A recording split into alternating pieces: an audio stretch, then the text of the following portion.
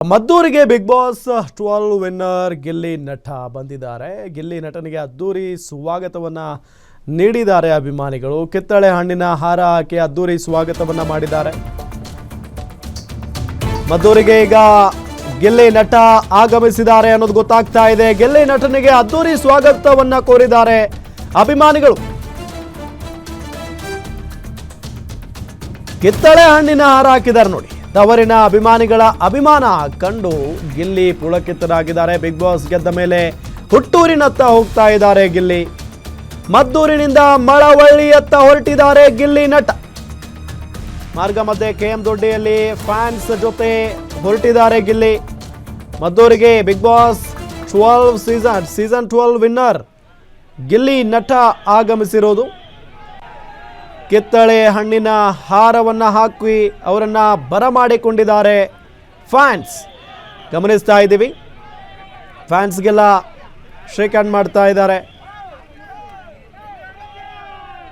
ಅದ್ದೂರಿಯಾಗಿ ವೆಲ್ಕಮ್ ಮಾಡಿಕೊಂಡಿದ್ದಾರೆ ಮದ್ದೂರಿನ ಫ್ಯಾನ್ಸ್.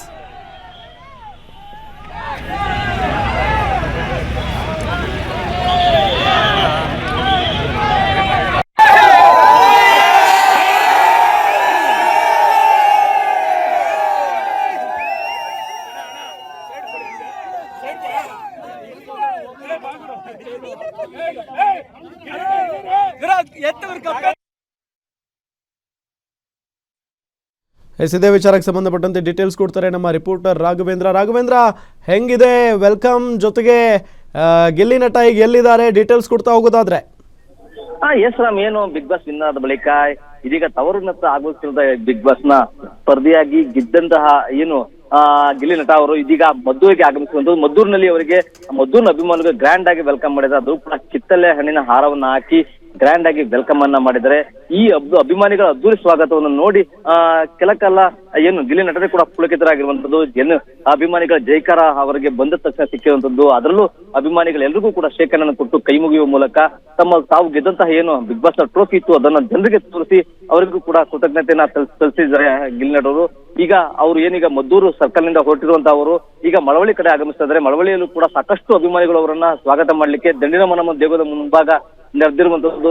ಅದರಲ್ಲಿ ಇನ್ನೇನು ಕೆಲವೇ ಕ್ಷಣಗಳಲ್ಲಿ ಅವರು ಮಳವಳ್ಳಿಯ ದಂಡಿನ ಮರಮ್ಮ ದೇವಸ್ಥಾನಕ್ಕೆ ಬಂದು ಇಲ್ಲಿ ಪೂಜೆಯನ್ನು ಸಲ್ಲಿಸಿ ಬಳಿಕ ಇಲ್ಲಿಂದ ಒಂದು ಅಭಿಮಾನಿಗಳ ಒಂದು ತೆರೆದ ವಾಹನಗಳಲ್ಲಿ ಮೆರವಣಿಗೆಯನ್ನು ಕೂಡ ಹುಟ್ಟಿನ ಹೋಗುವಂತ ಕೆಲಸ ಇಲ್ಲಿ ಆಗ್ತಾ ಇದೆ.